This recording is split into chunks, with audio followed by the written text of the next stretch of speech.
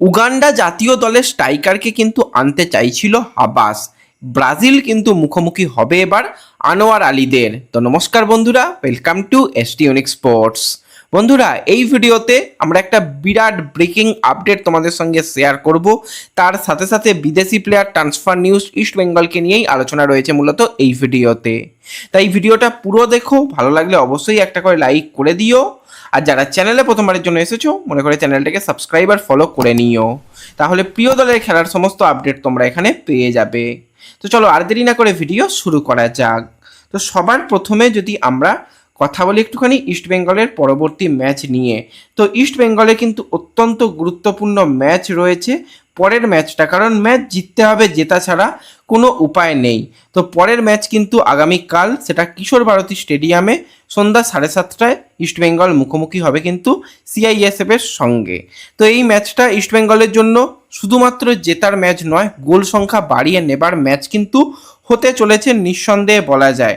গুরুত্বপূর্ণ ম্যাচ, এবং এই ম্যাচে আমরা অনেক প্লেয়ারকে দেখতে পাবো যারা কিন্তু স্টার্টিং 11-এ আসবে। যেরকম দুজন প্লেয়ার তো আসছে এটুকু নিশ্চিত, সেটা হচ্ছে জেসিন এবং বিষ্ণু। তাদের কিন্তু নিয়ে সমস্ত রকমের প্ল্যানিং হাবাস সাজিয়েছে। এছাড়া কিন্তু রাশিদ, তার সাথে সাথে কিন্তু ড্যানি রামিরেস, তারাও কিন্তু ফার্স্ট থেকেই একদম প্লেইং 11-এ আসতে পারে, তার কিন্তু সম্ভাবনা রয়েছে। অপরদিকে নাচো, সেও কিন্তু অনুশীলন করছে, তাকে হয়তো প্রথমার্ধে দেখা না গেলেও পরবর্তীতে তাকে পরিবর্তক অপশান হিসাবে দেখা যাবে। এবং এই ম্যাচটার জন্য কিন্তু হাবাস পুরোপুরি প্ল্যানিং করেছে। তো এই ম্যাচটা কিন্তু ইস্টবেঙ্গল জিততে চাইছে। তো এরপর যদি আমরা সরাসরি একটুখানি কথা বলি, সবথেকে বড় এই মুহূর্তে ব্রেকিং আপডেট এবং যেটা অফিসিয়াল হয়ে গেছে, সেটা হচ্ছে ব্রাজিল তাদের যে ফুটবল দল, সেই ফুটবল দল কিন্তু আমাদের ওয়াইবিকে স্টেডিয়ামে আমাদের আনোয়ার আলী, সন্দেশ জিংহান, গুরপ্রীত সিং সান্ধুদের মুখোমুখি হবে। হ্যাঁ, মানতে বা এটা শুনেও অনেকে অবাক হয়ে যাবে বা সবাই ভাববে ফেক নিউজ, কিন্তু এটা সম্পূর্ণ একদম বাস্তবে হচ্ছে এবং হতে চলেছে। তার অফিসিয়াল আপডেট ব্রাজিলের জাতীয় দলের পেজ থেকেও এসে গেছে এবং আমাদের ব্লু টাইগার্সের জাতীয় দলের পেজ থেকেও কিন্তু এসে গেছে। তো ব্রাজিলের যে সিনিয়র ফুটবল দল, তারা কিন্তু আগামী 3রা অক্টোবর কলকাতার ওয়াইবিকে স্টেডিয়ামে একটা ফ্রেন্ডলি ম্যাচে তারা মুখোমুখি হবে। এবং এই যে ব্যাপারটা, এটা কিন্তু বিগত বেশ কয়েক বছর হয়নি, এবং আমাদের ফুটবলে এত অন্ধকার অবস্থার পরেও এরকম একটা ম্যাচ আয়োজন হচ্ছে, এটা একটা ভালো ব্যাপার, নো ডাউট বলতে হয়। তার জন্য ফেডারেশনকে ধন্যবাদ দিতেই হয়। কিন্তু আদেও আমাদের কোনো লাভ হবে এতে? আমার তো মনে হয় না লাভ হবে। উল্টে যে পরিমাণ খরচা হচ্ছে, সেই টাকায় বেশ কিছু যদি ভালো একাডেমি তৈরি করা হতো, ইন ফিউচার আমরা হয়তো ব্রাজিলের মুখোমুখি হতাম, যেটা একটা গুরুত্বপূর্ণ ম্যাচ হতো। এটা শুধুমাত্র ব্রাজিল আসছে তাদের ব্র্যান্ড ভ্যালু আরও বাড়ানোর জন্য, অনেকটা পয়সা কামানোর জন্য, এটসেট্রা। এবার কলকাতায় খেলা হওয়ার কারণ, বিরাট বড় আমাদের স্টেডিয়াম ভর্তি সমর্থক হবে এবং টিকিটের সর্বনিম্ন দাম তো তোমরা বুঝতেই পারছো, আকাশ ছুঁই ছুঁই দাম হবে, এবং একটা হিউজ রেভিনিউ কিন্তু এখান থেকে আসবে। এবং এই যে ব্রাজিলের হয়তো অনেক গুরুত্বপূর্ণ প্লেয়াররা খেলবে না, মূলত ব্যাকআপ অপশান যারা, তারা খেলবে, এবং হয়তো বেশ কিছু নতুন মুখ তাদের আমরা দেখতে পাবো। তো ব্রাজিল ভাই ব্রাজিল, তাদের সঙ্গে আমাদের কোনো তুলনা হয় না। তবুও এটা একটা আকর্ষণীয় ম্যাচ হবে, প্রদর্শনী ম্যাচই বলতে পারো, ফ্রেন্ডলি ম্যাচ যেহেতু। তো গুরুত্বপূর্ণ একটা ব্যাপার যে এরকম একটা এত বড় ম্যাচ আয়োজন করা যাচ্ছে, যেটা সত্যি একটা খুবই গর্বের ব্যাপার, সেটা বলতে হয়। এবং কলকাতায় হবে, তো অনেক ব্রাজিলের সমর্থক তারা কিন্তু তাদের প্রিয় দলকে দেখতে যাবে এবং তার সাথে ইন্ডিয়া টিমকেও সাপোর্ট করবে। হ্যাঁ, আমরা প্রচুর গোলে হারবো, 5-6 গোল তো আমি আশা করছি যে হারবো, তবু একটা ম্যাচ হচ্ছে, এটাই হচ্ছে একটা সবথেকে ভালো ব্যাপার, সবথেকে পজিটিভ ব্যাপার। এবং এই খেলাটা যেহেতু 3rd অক্টোবর রয়েছে, সেপ্টেম্বরে তোমরা জানো আইএসএল শুরু হয়ে যাওয়ার কথা রয়েছে, এবং সেপ্টেম্বরে যদি কোনোভাবে না হয় অক্টোবরেও যেতে পারে। তো সেক্ষেত্রে অক্টোবরে যদি এই ম্যাচটা হওয়ার পর আইএসএল শুরু হয় অক্টোবরের 5-6 তারিখে, তাহলে অবাক হওয়ার মতন কিছু জায়গা থাকবে না, কারণ ইস্টবেঙ্গল, মোহনবাগান, তারা কিন্তু ওয়াইবিকে স্টেডিয়ামে হোম ভেন্যু হিসাবে খেলবে। এবং এই যে ম্যাচটার জন্য কিন্তু ওয়াইবিকে স্টেডিয়ামকে ঢেলে সাজানো হবে, সেটুকু আমরা বুঝতে পারছি। তো সেক্ষেত্রে স্টেডিয়ামে তার আগে ম্যাচ খেললে সেখানে গ্রাউন্ডের অবস্থা বেশ অনেকটাই খারাপ হবে। তো আমার মনে হয় যে এই ম্যাচের ফলে আইএসএল পিছিয়ে যাওয়ার সম্ভাবনা আরও অনেকটা বেশি জোরালো হলো। এবার দেখা যাক, যতক্ষণ না কোনো কিছু অফিসিয়ালভাবে কনফার্মেশন আসছে ততক্ষণ অপেক্ষা করে যাওয়াই ভালো।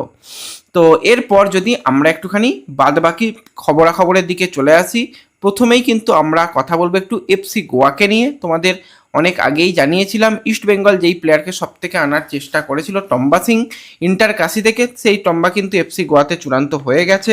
শুধুমাত্র অফিসিয়াল ঘোষণাটুকু বাকি ছিল, সেটাও কিন্তু এফসি গোয়ার সোশ্যাল মিডিয়ার তরফ থেকে অফিসিয়ালি জানিয়ে দেওয়া হয়েছে যে টম্বা সিং কিন্তু এবার গোয়াতে জয়েন করছে। এটা কিন্তু একটা গোয়ার জন্য ব্রিলিয়ান্ট ডিল হয়েছে বলতেই হয়। গত সিজনে ইন্টারকাশির জার্সি গায়ে টম্বা যে পারফরমেন্সটা তুলে ধরেছে সেটা কিন্তু খুবই সুন্দর একটা ফুটবল উপহার ছিল।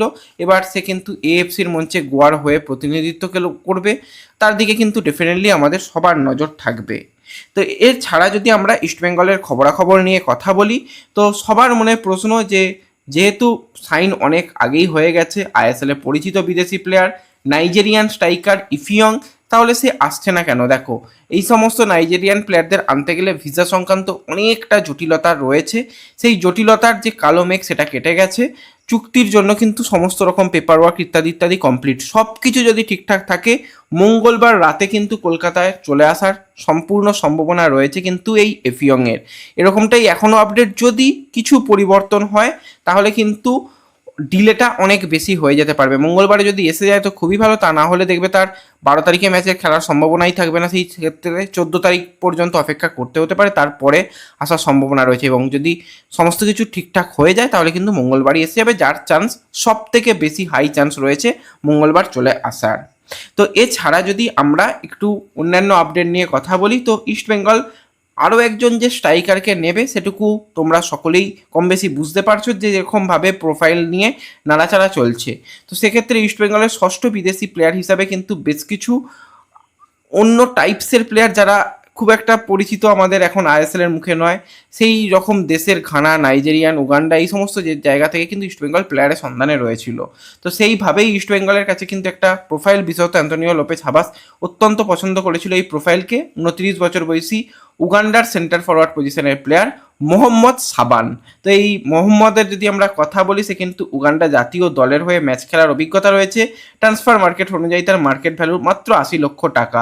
25 ম্যাচে কিন্তু উগান্ডা জাতীয় দলের হয়ে 3টে গোলও রয়েছে।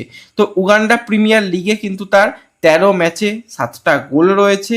এছাড়া কাফা কনফেডারেশন কাপে তার 8 ম্যাচে 3টে গোল রয়েছে। কাফা চ্যাম্পিয়ন্স লিগে 5 ম্যাচে 2 গোল রয়েছে। তো মোটামুটি ঠিকঠাকই একটা প্রোফাইল। খুব বেশি কিন্তু তার ক্লাব ক্যারিয়ারে ম্যাচের সংখ্যা আমরা দেখতে পাবো না, এবং খুব যে বড় জায়গায় খেলেছে সেরকমটা নয়। কিন্তু যেই টাইপসের সে ফুটবলার, সে কিন্তু পারফেক্ট একজন বক্স স্ট্রাইকার হতে পারে, এবং তার যেরকম খেলার ধরন দেখলাম সেটা কিন্তু অ্যান্তোনিও লোপেজ হাবাসের অত্যন্ত পছন্দ একটা অপশান ছিল। কিন্তু এই প্লেয়ারকে আনার ব্যাপারে ইস্টবেঙ্গল অনেকটা কথাবার্তা এগোলেও তার যে আর্থিক ডিম্যান্ড ছিল সেটা প্রথমের দিকে ম্যাচ করানো যায়নি। তার পরবর্তী সময় ইস্টবেঙ্গল রিপিট অফার পাঠায় কিন্তু এই মোহাম্মদ সাবানকে, কিন্তু সেই অফারেও সে খুব একটা রাজি হয়নি, এবং অলরেডি সে কিন্তু একটা ক্লাবে যুক্ত রয়েছে। সেখান থেকে কন্ট্রাক্ট টার্মিনেট করেই তার আসার সম্ভাবনা ছিল, কিন্তু আর্থিকভাবে সম্মতি এখনও পর্যন্ত তার কাছ থেকে পাওয়া যাচ্ছে না। তো সেক্ষেত্রে এই প্রোফাইলের হওয়ার চান্স খুবই কম। এই মুহূর্তে অস্ট্রেলিয়ান 2জন প্লেয়ারের সঙ্গে 3জন থেকে 2জন হয়েছে। 2জন প্লেয়ারের সঙ্গে কিন্তু কথাবার্তা অনেকটাই এগিয়ে গেছে। সইপত্র হয়ে গেলে তোমাদের অবশ্যই শেয়ার করে দেবো। এই ভিডিওতেই আপডেটগুলোই দেওয়ার ছিল। ভালো লাগলে লাইক শেয়ার করে দিও। চ্যানেলে প্রথমবারের জন্য এলে সাবস্ক্রাইব আর ফলো করে নিও। দেখা হবে পরবর্তী ভিডিওতে। ধন্যবাদ।